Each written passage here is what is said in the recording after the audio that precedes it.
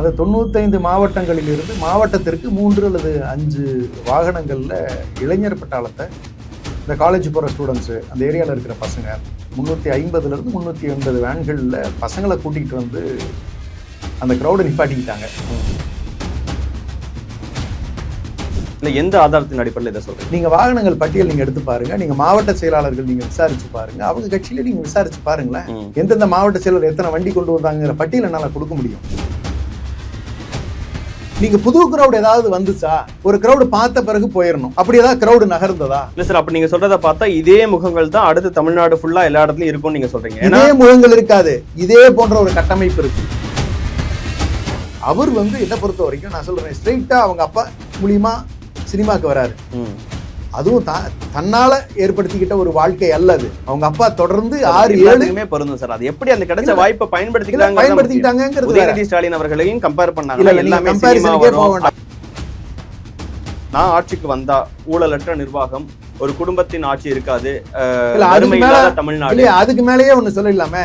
அதை தவிர வேற ஏதாவது ஒரு விஷயம் இருக்கா நான் கேக்குறேன். ஆமா சார், அவர்தான் உங்களை தான் அரசியல் எதிரியா சொல்லியிருக்காருன்னா அதுதான் அவருடைய நோக்கமா இருக்கும். இல்ல அந்த நோக்கம் எங்க இருந்து வருது? யாரால கட்டமைக்கப்படுகிறது? எல்லாத்தையுமே பி டீம்னு சொல்ல முடியுமா சார்? இல்ல எல்லாத்தையும் நான் சொல்லவே இல்லை, நீங்களே சொல்லிட்டீங்க பாத்தீங்களா. ஒரு கொடிக்கம்ப சாயுது, ஒரு கார் அடி வாங்குது, நீங்க என்ன கான்ட்ரிபியூட் பண்ணிருக்கீங்க? ரெசிப்ரோகேட் வாங்கி தரேன்னு சொல்றாங்க, புது காரே வாங்கி தரேன்னு சொல்லிருக்காங்க. சொன்னாங்களா, செஞ்சாங்களா? எத்தனையோ விஷயங்கள் இருக்கு. அவர் கேட்டதை நீங்க கேக்குறீங்க. அல்ல அதுல என்ன தப்பு இருக்கு? பிராக்டிகலா ஒரு நாள் வரதுக்கே திமுக இவ்வளவு பதறாங்க. எந்த பதற்றமும் எங்க கிட்ட இல்ல. நான் தெளிவா சொன்னேன், அரசியலுக்கே அவர் அன்பிட்ங்கிறதே நான் டிட்டர்மைன் பண்ணி தான் நான் சொல்றேன்.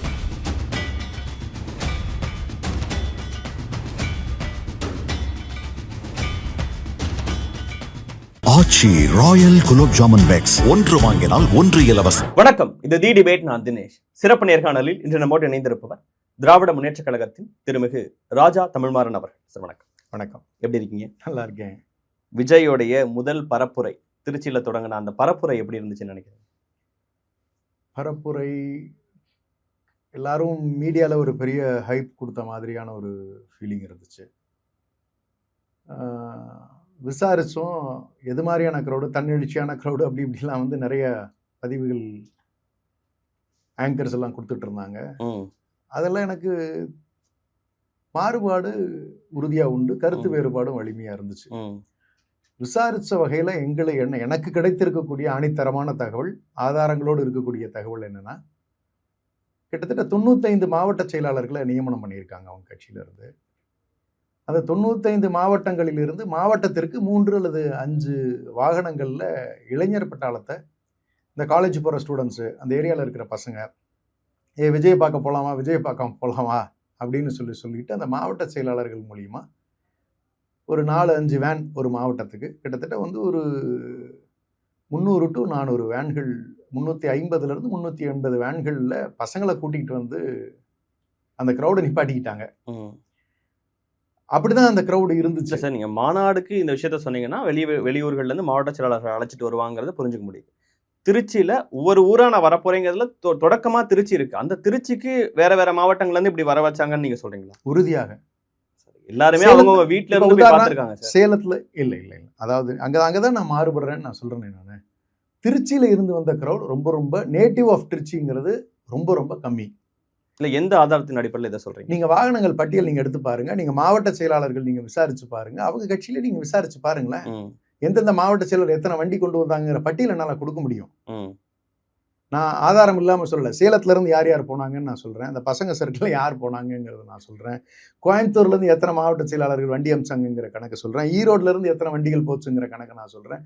மாவட்டத்தோறும் நாங்க விசாரிச்ச வகையில முழுக்க அப்படி ஒரு கட்டமைக்கப்பட்ட ஒரு ஆர்டிபிஷியலான ஒரு கிரௌட கொண்டு வந்து நிப்பாட்டிட்டாங்க. அதுக்கு பெஸ்ட் எக்ஸாம்பிள் சேராத ஒருத்தருக்கு தான் சார் இந்த மாதிரி சொல்றதெல்லாம் நடக்க வேண்டிய வாய்ப்புகள் இருக்கு. ஆனா கூட்டம் அவரை பார்த்தா தன்னெழுச்சியா சேரல. அதுக்கு ஒரு எக்ஸாம்பிள் நான் சொல்றேன். 10:30க்கு பேச போறணும் அப்படின்னு நினைச்சு பிளான் பண்ணவர் சாயங்காலம் 4 மணிக்கு தான் பேச வராரு. அந்த அளவுக்கு கூட்டம் கூடுதுன்னா அவங்க எதுக்கு இப்படி ஒரு அன்ஆர்கனைஸ்ட் விஷயம்? இல்ல நீங்க லோக்கல் கிரௌடா இருந்தா எப்படி தெரியுமா இருந்திருக்கணும்? அந்தந்த ஏரியால இருந்து அந்தந்த கிரௌடு ஓரமா நின்று வேடிக்கை பார்ப்பாங்க. நீங்க அதுதான் இருக்கக்கூடிய ஒரு ரோட் ஷோ மாதிரி இருந்தாலோ அல்லது ஒரு கூட்டம்னா அப்படிதான் இருந்திருக்கும். நீங்க கூட்டிக்கிட்டு அந்த 12,000 to 15,000 பேரை நீங்க கொண்டு வந்து விட்டுட்டீங்கன்னா அவன் எங்க போவான்? அவன் கூட தான் வந்தாகணும். நீங்க புது கிரௌட் ஏதாவது வந்துச்சா? ஒரு கிரௌடு பார்த்த பிறகு போயிடணும். அப்படி ஏதாவது கிரௌடு நகர்ந்ததா? ஒரு கூட்டம் முன்னாடி ஒரு 4 வேன் இருக்கும், அவருடைய பஸ்ஸுக்கு முன்னாடி நான் சொல்கிறேன் கார்கள், அது ஒரு குறிப்பிட்ட கேப்பில் போயிட்டே இருக்கு. அதுக்கு முன்னாடி க்ரௌடே கிடையாது. 2 சைடு ரோடு இருக்கு, இந்த ஒரு சைடு மட்டும்தான் அந்த கூட்டம். இந்த வண்டி அந்த முன்னாடி போகிற அந்த 3 வாகனங்கள் மொல்லமாக போயிட்டு இருக்கு. அதுக்கு ஈடு கொடுத்து மொல்லமாக இந்த வண்டி நகர்ந்துக்கிட்டு இருக்கு. கேட்டால் க்ரௌடு இருக்குங்கிறீங்க. கண்டினியூஸா அதே க்ரௌட் அப்படியே தான் கூட்டிகிட்டு தானே வந்தாரு. இல்ல சார், அப்ப நீங்க சொல்றத பார்த்தா இதே முகங்கள் தான் அடுத்து தமிழ்நாடு ஃபுல்லா எல்லா இடத்துலயும் இருக்கும்னு நீங்க சொல்றீங்க. இதே முகங்கள் இருக்காது, இதே போன்ற ஒரு கட்டமைப்பு இருக்கும். ஏன் இந்த வீக்கெண்ட் பார்ட்டி அப்படின்னு சொன்னா, நீங்க வந்து வீக்கெண்ட் சனிக்கிழமைன்னா மாணவர்களுக்கு லீவு, சாட்டர்டே சண்டே ஹாலிடே. நீங்க வந்து வெள்ளிக்கிழமை சாயந்தரம் நீங்க ஆர்கனைஸ் பண்ணிடலாம், சனிக்கிழமை காலையில பசங்களை வண்டி ஏற சொல்லிடலாம். நீங்க 11 மணிக்கு எங்க இருந்தாலும் 4 மணி நேரத்துல சுத்தி இருக்கிற ஒரு 15 கிட்டத்தட்ட ஒரு 20 to 22 மாவட்டங்கள்ல இருக்கக்கூடியவர்களை நீங்க கன்சால்டேட் பண்ணி கொண்டு வந்து கூட்டத்தை இறக்கிக்கலாம். கேட்டா எங்களுக்கு கூட்டம் அளவு கடந்த கூட்டம்னு நீங்க சொல்லலாம். ஆனா அந்த கூட்டம் அப்படியே கண்டினியூஸா போயிட்டே இருக்கு. இப்படி எல்லாம் நீங்க சொல்வதன் மூலமாக விஜய குறைச்சு மதிப்பிடுறீங்களோங்கிற ஒரு குறைச்சு வருது இல்ல. ஏன்னா மதிப்பீடுச்சியா மேபி நீங்க சொன்ன மாதிரி கூட்டம் கூட்டிட்டு வந்திருக்கலாம், அங்கங்க மாவட்ட செயலாளர் ஒரு வண்டியை 2 வண்டியை கூட்டிட்டு வந்திருக்கலாம், அதெல்லாம் நடந்திருக்கலாம். ஆனா விஜய பார்க்க யாருமே போகாத மாதிரியும் திருச்சியில இருக்கிறவங்க எல்லாம் அதுக்கு சம்பந்தமே இல்ல. யாரை கூட்டிட்டு நான் சொல்றேன், அந்த ரசிகர்களாக இருக்கக்கூடிய அந்த இளம் தலைமுறையினர், அந்த காலேஜ் ஸ்டூடெண்ட்ஸ்க்கு யார் அவங்க ஃபேன்ஸ் இருக்காங்களோ அந்த ஃபேன்ஸை கொண்டு வந்து நிப்பாட்டிக்கிறாங்க. It is not the whole public. நீங்க குழந்தைகளை தூக்கிட்டு வர கட்சியினுடைய தலைவர்கள் சார், நான் தான் சொல்ற லோக்கல்ல இருக்க அந்த கொஞ்சம் பேர் இருந்திருப்பாங்க. ஏன் குழந்தைகள் வெளி மாவட்டங்கள்ல இருந்து வரக்கூடாதா என்ன? குழந்தையை தூக்கிட்டு வர்றவங்கிறது தாய்மார்கள் குழந்தைகளை தூக்கிட்டு அவ்வளவு கூட்டத்துல நிக்கிறவங்க, அவங்களுக்கு ஒரு பார்க்கிற சினிமாக்காரங்களை பார்க்கறதுக்கான ஒரு ஆர்வம் இருக்கும்ல. அதே நீங்க அக்செப்ட் பண்ணிக்க மாட்டீங்க. வெளியூர்கள்ல இருந்து வந்தாங்க முழுமையாக அது மட்டும் நான் சொல்லல. அதுதான் வந்து கிட்டத்தட்ட 70 to 80% இருந்த கிரௌட்ல நாங்க அப்சர்வ் பண்ணதுல அதான் இருந்துச்சு. ஒரு 20 to 30% மட்டும்தான் வந்து இந்த லோக்கலைட்ஸ் இருந்த அந்த மாவட்டத்தில் இருந்த கிரௌட். இப்படி ஒரு புதிதாக கட்சி ஆரம்பித்து முதல் பரப்புரையை தொடங்கக்கூடிய அரசியல்ல நீங்க குறிப்பிடுற மாதிரி அனுபவமற்ற விஜய்க்கு கூட்ட முடியும்னா இவ்வளவு கூட்டத்தை கூட்டுற அளவுக்கு அவருக்கு திறமை இருக்குன்னு நீங்க அக்செப்ட் பண்ணிக்கிறீங்க. கூட்டுறது யாரு வேணாலும் கூட்டலாம், அது ஒரு பெரிய பிரச்சனையே இல்லை. வருகின்றவர்களுக்கு நீங்க என்ன செய்தி அனுப்புறீங்க கொடுக்குறீங்க அப்படிங்கிறது ரொம்ப ரொம்ப முக்கியம். ஃபர்ஸ்ட். அடுத்தது வருகின்ற கிரௌட் எந்த அளவுக்கு அதை உள்வாங்கிட்டு வெளியே போய் ஒரு அரசியல் கட்சியா பரிணமிக்கிறதுக்கான அந்த செய்தியை கொண்டு போய் கடத்துவதற்கான ஒரு கிரௌடா நீங்க கன்வெர்ட் பண்றீங்களான்னா இது ரெண்டுமே இல்லை என்னோட பார்வையில. அப்படிதான் இருக்கு. நீங்க உதாரணத்துக்கு நான் சொல்றேனே, நானு நீங்க டக்குன்னு நீங்க என்ன பண்றீங்க, 67ல அண்ணா கொண்டு வந்த மாற்றம்னு சொல்றீங்க, நீங்க எம்ஜிஆர் 77ன்னு சொல்றீங்க. அண்ணா எம்ஜிஆர் இந்த 2 தான் லாஸ்ட் எக்ஸாம்பிள். அந்த பஸ்ல 2 சைடு பிக்சர்ஸை வச்சு நான் சொல்றேன். அவங்க கொள்கை தலைவர்கள்லாம் 5 பேர் இருக்காங்க, அவங்களெல்லாம் அது போடல. இவங்க 2 பேருக்கான மாற்றம்னு சொல்றாங்க. அண்ணாவினுடைய வாழ்க்கை நீங்க பார்த்துருக்கீங்கல்ல. ஒரு சாமானியரா கண்ணாடியவே பார்க்க பழக்கம் அவருக்கு கிடையாது, தலை சீவனாரா கிடையாது, சட்டை அழுக்கு சட்டையா அதை கவலைப்பட மாட்டாரு. ஒரு சாமானியராக சாதாரணமாக மக்களினுடைய பிரச்சனைகளை எல்லாம் தெரிந்து அந்த சாதாரண வாழ்க்கை வாழ்ந்து எப்படியெல்லாம் அந்த சமூகம் வந்து பிற்படுத்தப்பட்ட மக்களுக்கு, எப்படியெல்லாம் ஒடுக்கப்பட்ட மக்களுக்கு எப்படியெல்லாம் சேஞ்சஸை கொண்டு வரணும்னு அணுவா தான் களத்துல அனுபவிச்ச விஷயங்களை மாற்றம் கொண்டு வருவதற்காக போராடி ஒரு 20 வருஷம் போராடி தான் அந்த மாற்றத்துக்குள்ள அவர் வந்து கொண்டு வருவதற்கான சாத்தியக்கூறுகளை ஏற்படுத்தினார். எவ்வளவு கூட்டங்கள் பேசி இருக்கணும், எவ்வளவு அறிவு சார்ந்த சர்க்கிள் அவர் வச்சிருந்தாரு. நீங்க மாவட்டத்துக்கு மாவட்டம் ஒரு 4-5 பேர் வந்து ஸ்டால்வார்ட்ஸ் லீடர்ஸ் இருந்தாங்க. அதெல்லாம் பேராசிரியர்களும் ஆசிரியர்களும் இருந்தாங்கங்க. அப்படிப்பட்டவர்கள் தான் இந்த திராவிட முன்னேற்ற கழகம்ங்கிற ஒரு கட்சியை வந்து உருவாக்கி அதை வந்து மேற்கொண்டு மக்கள்கிட்ட கொண்டு போய் இந்த மாற்றத்துக்கான ஒரு வலிமையான ஒரு சக்தியா மாறுச்சு. நீங்க அது மாதிரியான ஏதாவது ஒரு குவாலிட்டி ஆஃப் அண்ணா டு யூ பொசஸ்? நோ. நீங்க சும்மா அவங்க பேரை பயன்படுத்துறது என்ன பொறுத்த வரைக்கும் 1% கூட அவருக்கு தகுதி கிடையாது. இல்ல சார், இப்போ அண்ணா போல என் வாழ்க்கைன்னு அவர் சொல்லல, அண்ணா கொண்டு வந்த மாற்றம் போல ஆட்சி மாற்றம் இல்ல. அண்ணாவினுடைய கொள்கைகள், எம்ஜிஆர் அவர்கள் எப்படி வந்து ஆட்சி மாற்றம்னு ஒண்ணு ஏற்படுத்தினாரோ அவர் கட்சி ஆரம்பிச்ச உடனே, அண்ணா அவர்கள் எப்படி சொல்லிட்டேன், எம்ஜிஆரை நான் சொல்லிடுறேன் அவர் எக்ஸாம்பிளுக்கு. எம்ஜிஆர் திராவிட முன்னேற்ற கழகத்துல ஒரு நெடுங்காலமா பயணிச்சு கிட்டத்தட்ட ஒரு 25 ஆண்டுகள் பயணித்து அந்த கட்சியை விட்டு அவர் வெளியே வந்து தான் வந்து ஒரு அமைப்பு துவங்குறாரு.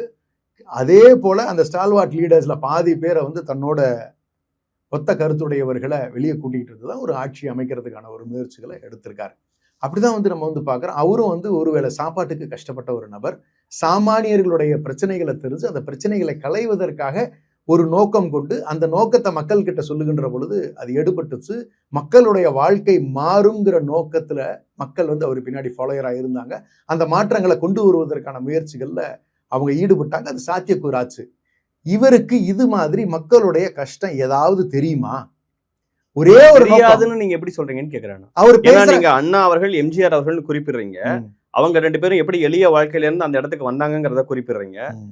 நான் புரிஞ்சுக்க முடியுது. அண்ணா அவர்கள் பத்தி, நீங்க எம்ஜிஆர் அவர்கள் பத்தி சொல்றதை புரிஞ்சுக்க முடியுது. கலைஞர் அவர்கள் வரைக்குமே அதை ஏத்துக்க முடியும். ஸ்டாலின் அவர்களுக்கும் உதயநிதி அவர்களுக்குமே அப்ப அது பொருந்துமாங்கிற கேள்வி வரும். ஸ்டாலின் அவர்கள் கூட பொது வாழ்க்கையில பல வருடங்கள் இருந்தவர். உதயநிதி அவர்கள் வந்து அப்ப அதே மாதிரி எளிய வாழ்க்கையில இருந்து வந்தாராங்கிற கேள்வியை விஜய் பக்கத்துல இருந்து கேட்பாங்க. இல்ல, ஆனா அவர் சாமானியர்களோடு பழகுகின்ற விதம், இந்த ஒரு 16 ஆண்டுகளாக கிட்டத்தட்ட அவரு கட்சிக்காரங்களோட பழகிறது, அவங்களுடைய நல்லது கெட்டத்துல கலந்துக்கிறது, அவங்களுடைய தேவைகள் என்னன்னு தெரிஞ்சுக்கிறது, சாமானியர்களோட வாழ்க்கையில ஈடுபடுத்தி கொள்ளுகிற தன்னை ஒருத்தனா அது மூலியமா தெரிஞ்சுக்கிட்டு தானே அவர் உதயநிதி ஸ்டாலின் அவர்களுமே வந்திருக்காங்க.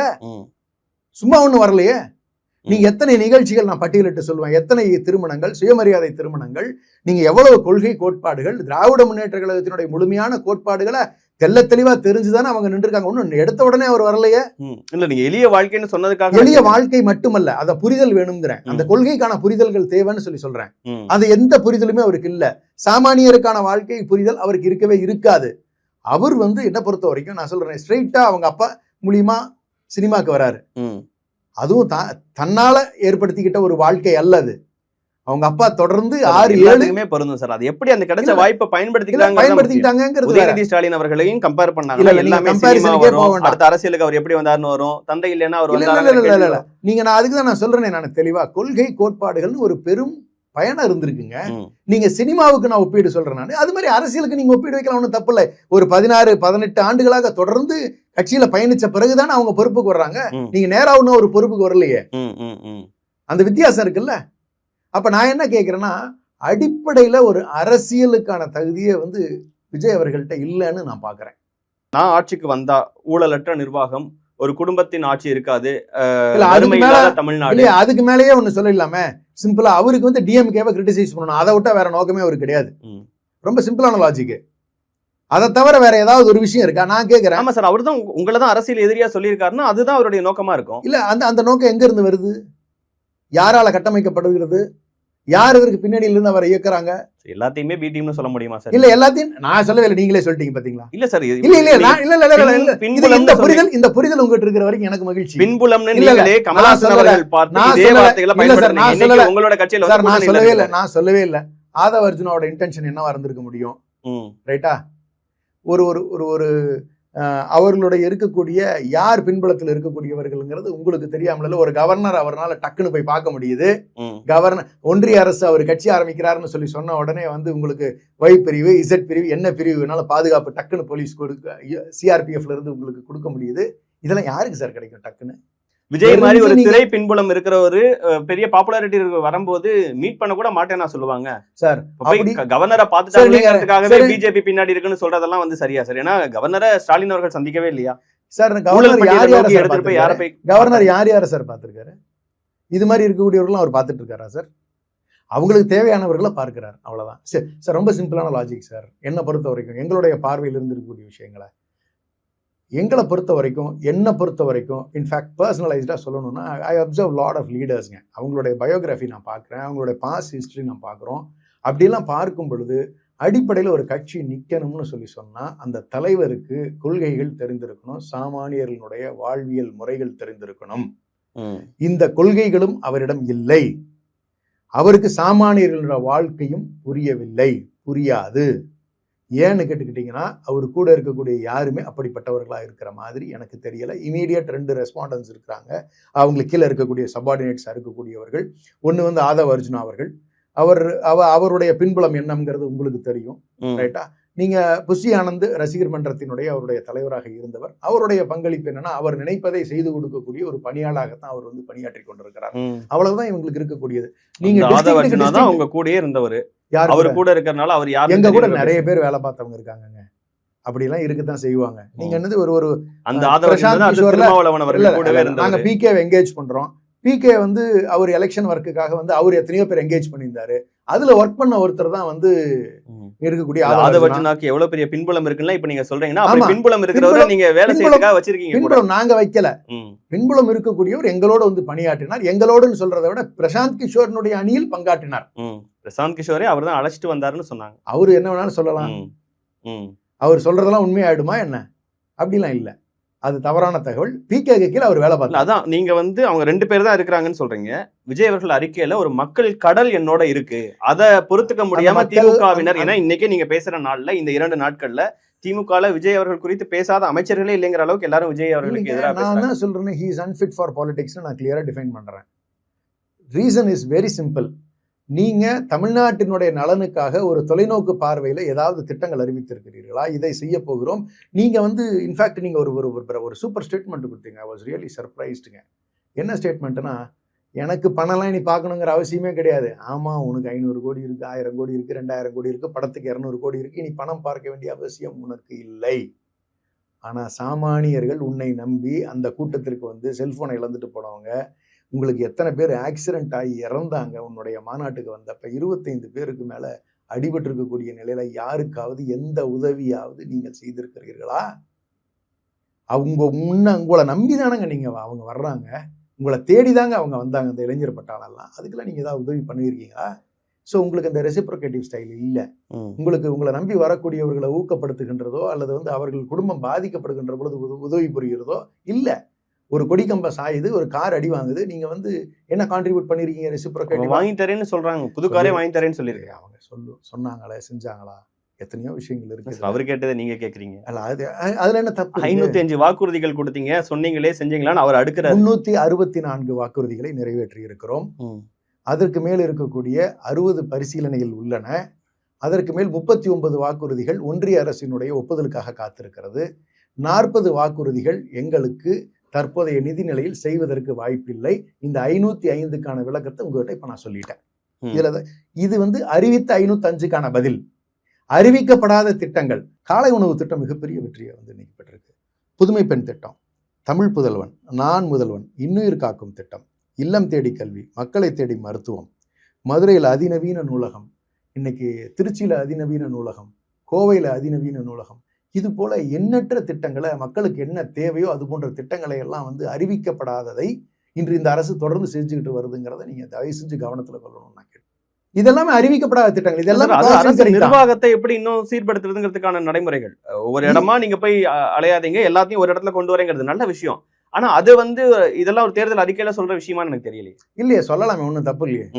சொல்லாதானே செஞ்சுக்கிட்டு இருக்கோம். அப்ப அது மாதிரியான சாத்தியக்கூறுகள் நமக்கு நிறைய இருந்துகிட்டு தான் இருக்கு. நிறைய அறிவிக்கப்படாத திட்டங்களை செஞ்சுக்கிட்டு இருக்கோம். இப்படிதான் எங்களுடைய தேர்தல் அறிக்கை இருந்துட்டு. நான் என்ன கேட்கிறேன், நீங்க இத்தனை எல்லாம் சொல்றீங்கல்ல, நீங்க வந்து திமுக மீது இவ்வளவு குற்றச்சாட்டுகள் அமைக்கிறாருல்ல, அண்ணா திமுக மீது குற்றச்சாட்டு வச்சிருக்காரா? சார், அரசியல் எதிரியா அவர் உங்களை தான் பாக்குறாரு. ஏன் அவங்க எதிரி இல்லையா? அவங்க வேற ஒருத்தங்க கட்டுப்பாட்டுல இருக்காங்க, அவங்க தொண்டர்கள் எனக்கு கட்டுப்பாட்டுல இருக்காங்க, பாஜக கட்டுப்பாட்டுல இருக்காங்கிறத அவருடைய பேச்சு மாநாட்டுல சொல்லிட்டாரு. அப்ப தேர்தல் அண்ணா திமுக அவர் எதிர்த்து போராட போறது இல்லையா? சார், ஆட்சியில நீங்க தானே சார் இருக்கீங்க, ஒன்றிய ஆட்சியில இருக்காங்க. ஒன்றிய அரசு கூட்டணியில, ஒன்றிய அரசினுடைய நீங்க தான் இப்பதான் சொன்னீங்க அவங்க கூட்டணியில இருக்க அதிமுக அவர் எதுக்கு போறது இல்லையா? நேத்து பேசும்போதே பாஜக வந்து மக்களுக்கு செய்யறது துரோகம் அப்படின்ட்டு அவங்க அடுக்கிறாரு. நான் என்ன கேட்கிறேன், பாஜக கூட்டணியில இருக்கக்கூடிய அதிமுக எதுக்கு போறாரா இல்லையா? அவங்க ஐ திங்க் அது ரொம்ப வீக்கன் ஆயிடுச்சுன்னு ஆதவர்ஜுனா அவர்கள் இன்டர்வியூ கொடுக்கும்போது சொல்றாரு. அதை மட்டும் இன்டர்வியூ சார், இந்த 2 பேர்த்தோட இன்டர்வியூ வச்சு இன்டர்வியூன்னு சொல்லி குழப்பாதீங்க சார். நான் கேட்கிற கேள்வி பதில் சொல்லுங்க. பாரதிய ஜனதா கூட்டணியில் இருக்கக்கூடிய அதிமுகவை எதிர்க்க போறாரா இல்லையா?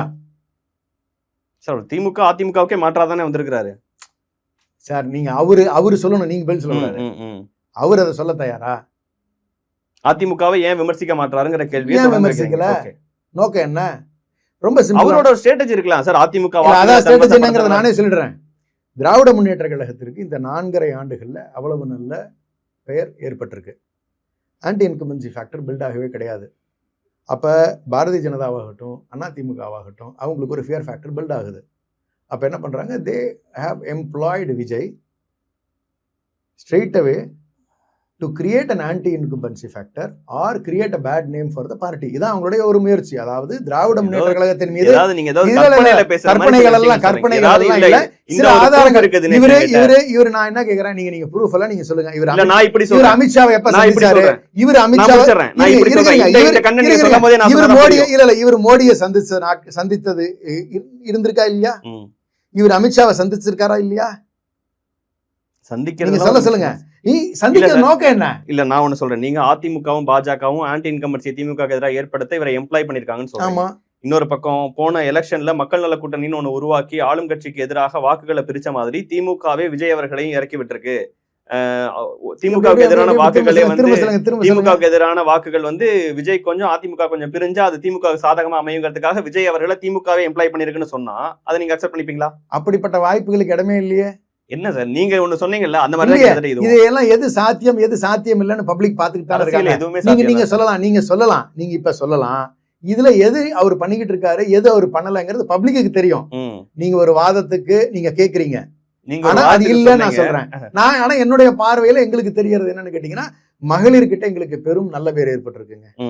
அதுல நீங்க மறுக்கவே முடியாது. அதை டேமேஜ் பண்றதுக்கான முயற்சிகளை தான் அவர் மகளிருக்கு பெரிய பாதுகாப்பு கொடுக்குற மாதிரி பேசிக்கிட்டு இருக்காரு. டேமேஜ் பண்றாரு. யூத்து கிட்ட எங்கிட்ட நல்ல பேர் இருக்கு. ஏன்னா அடுத்த தலைமுறைக்கு யோசிச்சு திட்டங்கள் அறிவித்த வகையில இன்னைக்கு தமிழ்நாட்டினுடைய வளர்ச்சியை 11.19% ஜிடிபி கொண்டு நிப்பாட்டியிருக்காங்க. இது இன்னும் தொடருங்கிறது பெரும் மாற்றத்துக்கான வழியை ஏற்படுத்திக்கிட்டு இருக்காங்க. அப்படியெல்லாம் இருக்கக்கூடிய சூழ்நிலையில இந்த யூத்து கிட்ட ஒரு மெசேஜ் ஸ்ப்ரெட் பண்ணணும். இது ரெண்டுக்கான முயற்சிக்காக மட்டும்தான் எனக்கு தெரிஞ்ச வரைக்கும் அவர் வேலை பார்க்கறாரே ஒழிய திமுகவை கிரிட்டிசைஸ் பண்ணணும், திமுகவை அப்போஸ் பண்ணணும், இந்த ஒரே ஒரு மோட்டிவ் மட்டும் தான் அவருக்கு இருந்து. அப்படிதானே சார் இருக்கும். புதுசா ஒருத்தங்க கட்சி ஆரம்பிச்சிருக்காங்க, ஆட்சி அவர் அண்ணா திமுகவையும் கிரிட்டிசைஸ் பண்ணியிருந்து அவர் திமுகவையும் கிரிட்டிசைஸ் பண்ணியிருந்தாருன்னு வச்சுக்கோங்களேன். அங்க நம்ம நியூட்ரலா நம்ம சொல்லலாம். ஆமா அவர் இல்ல நீங்க ஆட்சியில இருக்கிறவங்களை விட்டுட்டு இன்னொருத்தங்களையும் சேர்த்து விமர்சிக்கணும் நீங்க சொல்லிட்டு இருக்கிறது எந்த வகையில? ஆட்சியில இருக்கக்கூடியவர்கள் நாங்களாக இருந்தாலும் இங்கு எதிர்கட்சியாக இருக்கக்கூடியது அண்ணா திராவிட முன்னேற்ற கழகம். அந்த கட்சியா இருக்கும் சார். சேர்த்து எதிர்க்க வேண்டிய பொறுப்பு அவருக்கு இருக்கு. நீங்க அப்படியான ஒரு ஸ்ட்ராட்டஜி வைக்கிறீங்க. அவரு அதை நம்ம விமர்சிக்காம அதிமுக ஓட்லாம் நமக்கு வரணும் இருக்கலாம். எப்படி தெரியுமா, இந்த வீக்கெண்ட் பார்ட்டி சொல்றோம் இல்லையா, அரசியல்ங்கிறது என்ன தெரியுங்களா? ஒரு மனிதன் தன்னுடைய வாழ்க்கையை பொதுமக்களுக்காக அர்ப்பணிக்கின்ற பழக்கம் தான் அரசியல்ங்கிறது. அப்படின்னா 7 நாட்கள்னா அவர் நம்மளுடைய முதலமைச்சர் அவர்களோ இல்ல மற்ற அமைச்சர்களோ யாராவது ஒரு 3 நாள் டூருக்கு பர்சனல் வேலையா போயிட்டாவே எல்லாரும் கிரிட்டிசைஸ் பண்ணக்கூடிய சமூகம் இந்த சமூகம். இன்னைக்கு 7 நாள்ல நான் ஒரு நாள் மட்டும் நான் பார்ட்டி ஆக்டிவிட்டிக்கு வருவேன், மீதி 6 நாளைக்கு என் வேலையை பார்க்க போயிடுவேன்னு சொல்றதெல்லாம் ஒரு நாள் மட்டும் பரப்புரைக்கு வராரு, மீதி 6 நாள் ஒரு தேர்தல் ஆக்டிவிட்டில தான் இருக்காரு, அரசியல் ஆக்டிவிட்டில தான் இருக்காரு. இன்னைக்கு கூட 2 மணி நேரங்கள் அவருடைய நிர்வாகிகள்ட்ட சந்திக்கிறாங்க. அடுத்தடுத்த சுற்றுப்பயணங்கள் போகும்போது 4 ஊரு எல்லாத்தையும் மக்களை பார்க்க முடியல, 2 ஊரா மாத்திக்கலாமாங்கிற டிஸ்கஷன்ஸ்ல இருக்காரு. இப்ப கூட செய்திகள் தான். நீங்க ஏதோ 5 நாள் போயிடுறாரு, 6வது நாள் மட்டும் ஒரு மக்களை சந்திக்கிறதுக்கு போறாருங்கிற மாதிரி சித்தரிக்கிறது சரியா? ஒரு நாள் வாரத்துக்கு போறாரு, மீதி 5 நாட்கள் கட்சியை டெவலப் பண்றதுக்கு அங்க ஒன்னும் பண்ணல. ஒரு நாள் வரதுக்கே திமுக இவ்வளவு பதறாங்க. எந்த பதற்றமும் எங்க கிட்ட இல்ல. நான் தெளிவா சொன்னேன், அரசியலுக்கே அவர் அன்ஃபிட்ங்கிறதே நான் டிட்டர்மைன் பண்ணி தான் நான் சொல்றேன். ஏன்னா எந்த அரசியலுக்கான குவாலிட்டிஸுமே இல்ல. 7 நாள் டெடிகேட்டடா ஒர்க் பண்ணுங்க. அரசியல்னா 24 மணி நேரம் மக்கள் பத்தின சிந்தனை இருக்கணுங்க, மக்களோட உணர்வுகளை புரிஞ்சிருக்கணுங்க. இது ஏதாவது அவர்கிட்ட இருக்கா? அது இல்லன்னா மக்கள் புரிஞ்சுப்பாங்க. அதுக்கு நீங்க என்ன புரிஞ்சுப்பாங்க? ஓகே இதெல்லாம் இல்ல, அவருக்கு ஓட்டு போட வேணாம் மக்கள் புரிஞ்சுப்பாங்க. அது நடக்கதானே போகுது. அது நடக்க ரைட். நீங்க சொன்னீங்க இல்லையா, இதை நான் வரவேற்கிறேன். இந்த தேர்தல் அதற்கான பலனா இருக்கும். இது எப்படி திரும்ப நடந்துட்டு இருக்கு? சீமான் ஒரு கட்டத்துல இதான் பண்ணிட்டு இருந்தாரு. என்ன பண்ணுவாருன்னா, ஒரு குரூப் வச்சிருப்பாரு, அவர் கூட்டம் பேசுற பக்கமெல்லாம் அந்த கூட்டத்தை கரெக்டா பாத்தீங்கன்னா அந்த குறிப்பிட்ட மாவட்டங்கள்ல இருந்து அந்த கூட்டம் வந்துடும். சீமான் கூட்டத்தை பத்தியா அப்படிமாங்க. அந்த கூட்டத்துல அவர் பேசுவாரு, உடனே கை தட்டுவாங்க. போற பக்கமெல்லாம் கூட்டம் வருதியா சீமானுக்கு அப்படின்னு சொன்னாங்க. சீமான் அவர்கள் இவ்வளவு பதற்றப்பட்டு எதிர்வினை ஆற்றுனீங்களான்னு தெரியல. ஐயோ நான் சொல்றேன் கேட்டுங்க. இப்ப என்னன்னா, அதையே கொஞ்சம் பெரிய அளவுல விஜய் செஞ்சுட்டு வராப்ல, அவ்வளவுதான். The difference is very simple. அது ஒரு 10% வச்சு செஞ்சதை இன்னைக்கு ஒரு 30 அல்லது 40% வச்சு விஜய் அவர்கள் செய்து கொண்டிருக்கிறார். இப்ப கிட்டத்தட்ட சொல்லணும்னு சொன்னா சீமானுடைய இடத்த விஜய் ரீப்ளேஸ் பண்ணியிருக்காருங்கிறது தான் இந்த அரசியல் புரிதல்ல எனக்கு தெரியுது. அவர் என்ன நினைச்சிட்டு இருக்காருன்னா, அந்த சினிமால சொல்ற டயலாக்ஸ் மாதிரி வெளியே அதே மாதிரி பேசினா அது மக்கள்கிட்ட எடுபடும் நினைக்கிறாரு. தமிழ்நாட்டு மக்கள் அப்படிப்பட்டவர்கள் அல்ல. இல்லை, அதை புரிஞ்சுக்க முடியுது. நான் வந்து நியாயப்படுத்தல. ஏன்னா அவரே இந்த இடத்துல அதை மாத்தி நான் அங்கிள்னு சொன்னதை வந்து அவங்க விரும்பல. நான் வந்து சிஎம் சார்னே அவங்க கேட்டு விரும்புறாங்க விரும்பலங்கிறது ரெண்டாவது. அவர்கள் எடப்பாடி பழனிசாமி அவர்கள் முட்டி தேஞ்சதுன்னு பேசுறது அப்ப அதே மெச்சூரிட்டியில வருமா வராதா? இல்ல நான் கேக்குறேனே, நானு முட்டி தேஞ்சது எடப்பாடி பழனிசாமி அவர்கள பேசுறது மெச்சூரிட்டியில வருமா இம்மெச்சூரிட்டியில வருமா? இல்ல அவர் என்ன கருத்துல அவர் என்ன சொன்னதுக்காக அந்த பதில் வந்துச்சு? கை நடுங்கிறத பத்தி பேசுனதுக்கு இது வருது. அது இல்ல இத பேசலாமா சார்? நான் என்ன கேக்குறேன், அவர் தவழ்ந்து போனும்போது முட்டி தேஞ்சதுனால அவர் கேட்டார் சார். என்ன சார் தப்பு இருக்கு? தவழ்ந்து போனாரா இல்லையா? இது மெச்சூரிட்டியா அவர் தவழ்ந்து போனாரா இல்லையா? சார் நான் கேக்குறேன், சொல்லுங்க, அவர் தவழ்ந்து போனாரா இல்லையா? இவ்வளவு நாள் விஜய் அவர்களை கண்டுக்காத இடத்துல இருந்து, அவர்லாம் எங்களுக்கு எதிரியே இல்லைன்னு சொன்ன இடத்துல இருந்து இந்த திருச்சியில போய் பரப்புரை, வாரம் ஒரு டைம் மீட்டிங் இதெல்லாம் பண்ணும்போது கொஞ்சம் கொஞ்சமா விஜய் குறித்து திமுக நிறைய விமர்சனங்கள் வைக்கிறத பார்க்க முடியுது. ஸ்டாலின் அவர்களே புதிய எதிரி, கொள்கையற்ற மன்னிக்கணும். அவர் வந்து அவரை ஒருபோதும் அவர் மென்ஷன் பண்ணவே கிடையாது. அவர் பழைய எதிரி புதிய எதிரிகள்னு சொன்னது அதிமுகவை பழைய எதிரியாகவும் புதிய எதிரியாக பாரதிய ஜனதா கட்சியை தான் சொன்னாரே ஒழிய பாஜக புதிய எதிரியா சார்? ஆமா சார். சார் எவ்வளவு கொள்கை எதிரியான இல்ல சார். நான் சொல்றது என்னன்னா, இப்ப கொள்கை ரீதியா வந்து அவர்களுக்கு இருக்கக்கூடிய நமக்கு எதிரி ஸ்டாலின் அவர்கள் திமுகவின் தலைவராக பொறுப்பேற்கும் போதே அப்ப அவர் எழுதின லெட்டர்ல மோடி தலைமையிலான பாஜகவுடன் ஒருபோதும் கூட்டணி இல்லைன்னாரு. அவர் 8 வருஷம் ஆட்சி தலைவராகி, அப்பயே அந்த புதிய எதிரி வந்துட்டாங்கன்னு நம்ம புரிஞ்சு. ஆமா, அப்படிதான் வச்சுக்க இப்போ வரைக்கும் அவரே புதுசா வேரியஸ் வெர்ஷன்ஸ் மாறி இருக்குல்ல. நீங்க அண்ணாமலை மாறி இருக்காரு, தமிழிசை சவுந்தரராஜன் மாறி இருக்காங்க, நயினார் நாகேஸ்வரன் மாறி இருக்காங்க. இங்க மாநில அரசியல்கள்ல இவங்க எல்லாம் மாறி தானே சார் இருக்காங்க. பாஜக மாறல சார், அது புதிய அதெல்லாம் புதிய எதிரிகள்னா அதனுடைய மாநில தலைவர்கள் மாறி இருக்கக்கூடியவர்கள், மாநில தலைவர்கள் இங்க எதிர்க்கக்கூடியவர்கள் அவங்க தானே, அவர்கள் மாறித்தானே இருக்காங்க. நயினார் நாகேந்திரன் கூட புதிய எதிரி கிடையாது. இல்ல அதிமுக இருந்தவர் தான். இல்ல எதுல அப்போ எதிரி தானே. அதிமுக குறித்து பேசல, வாய்ப்பே இல்ல. அவர் பேச வேண்டிய அவசியமும் இப்போதைக்கு இல்ல. ஆதவ் அர்ஜுனா அவர்கள் ஒரு ஏஐ கிரியேட் பண்ண ஒரு வீடியோவை தன்னுடைய எக்ஸ் தளத்துல போட்டிருக்கிறாரு. அதுல தம்பி வா தலைமையேற்கவான்னு அண்ணா அவர்கள் விஜயை அழைக்கிற மாதிரியும், இப்ப ஏன் அது தேவைங்கிறதையும் ஒரு 2.5 நிமிடங்களுக்கான வீடியோவா போட்டிருக்காங்க. அது மிகப்பெரிய வைரல் ஆயிட்டு இருக்கு. நிறைய பேர் விமர்சிக்கிறாங்க, நிறைய பேர் கொண்டாடுறாங்க. அந்த விஷயங்கள் எப்படி பாக்குறீங்க? அவர் அண்ணா அப்படிங்கிற விஷயத்த, அண்ணாவுடைய பிறந்த நாளுக்கு விஜய் அவர்களும் குறிப்பிட்டிருக்கிறாரு, அண்ணா அவர்களின் கொள்கையை தமிழ்நாட்டில் மறுபடியும் இங்க திமுக ஆட்சி மாற்றத்தை கொண்டு வந்து ஏற்படுத்தணும் அப்படின்ட்டு. இதை நான் வன்மையா கண்டிக்கிறேன். ஏன்னா அண்ணாவை பயன்படுத்துவதற்கு அவருக்கு தகுதி இல்லைன்னு நான் உறுதியா சொல்றேன். ஏன் சொல்றேங்கிறதுக்கான காரணத்தை நான் சொல்றேன். சமூக நீதினா என்னன்னு அவருக்கு தெரியுமா? சமத்துவம்னா என்னன்னு தெரியுமா அவருக்கு? இருமொழி கொள்கை வகுக்கப்பட்டதன் காரணம் எப்படி, அதெல்லாம் எப்படி வந்துச்சுங்கிறது அவருக்கு தெரியுமா? அது மட்டும் இல்ல, மாநில சுயாட்சி என்ன நோக்கத்துக்காக அண்ணா கேட்டாருங்கிறது அவருக்கு தெரியுமா? இந்த மாதிரியான கொள்கை சம்பந்தப்பட்ட அண்ணாவினுடைய நோக்கங்களை செயல்படுத்துவதற்காக எந்த மாதிரியான விஷயங்களை கையில் எடுக்கணுங்கிறது அவருக்கு இது எதுவுமே தெரியாம இருக்கே. அது எல்லாமே உண்மையில சொல்றேன், வேதனைக்குரிய ஒரு விஷயம். இது எதுவுமே அண்ணாவை பத்தி தெரியாம, அண்ணாவினுடைய கொள்கைகளை பத்தி தெரியாம, அண்ணா என்னெல்லாம் செஞ்சிருக்காரு, திராவிடியன் ஸ்டாக் அப்படின்னு சொல்லிட்டு பாராளுமன்றத்தில் அவர் பேசுனது இன்னைக்கு வரைக்கும் உலக அரங்கத்துல நிக்குது. எப்படி தமிழினம் தனியா நின்னுச்சுங்கிறதுக்கான அடையாளங்களை அவர் சொல்லியிருக்காரு. அதனை பத்தி ஏதாவது அவருக்கு தெரியுமா? இதெல்லாம் எதையுமே பத்தி தெரிஞ்சுக்காம அண்ணா தம்பி தலைமை ஏற்கவான்னு அண்ணா சொன்ன மாதிரி ஒரு ஏஐல கிரியேட் பண்ணி போடுறது உண்மையிலேயே சொல்றேன் ஒரு கடும் கண்டனத்துக்குரிய ஒரு விஷயமா தான் நான் அதை பாக்குறேன். இதுல நான் நிறைவா ஒரு கருத்தை பதிவிட விரும்புறேன். பெற்றோர்கள்கிட்ட நான் கேட்கிறேன், நான் உங்களுடைய குழந்தைகளை நீங்கள் சரியாக வழி நடத்துங்கள். இது ஒரு அன்பு வேண்டுகோள்.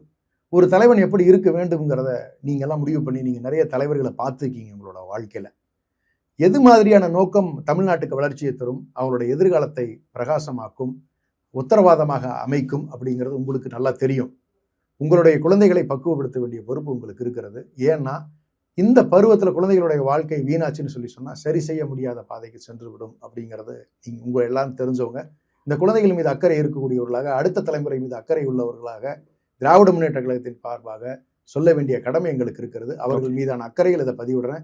பெற்றோர்கள் தயவு செய்து உங்களுடைய குழந்தைகளை கவனமாக பார்த்துக் கொள்ளுங்கள். மக்கள் புரிஞ்சுப்பாங்க என்ன நடக்குதுன்னு பொறுத்து வந்து பார்ப்போம். இவ்வளவு நேரம் நேரத்தையும் கருத்துக்களையும் பகிர்ந்து கொண்டதற்கு மிக்க நன்றி. நன்றி.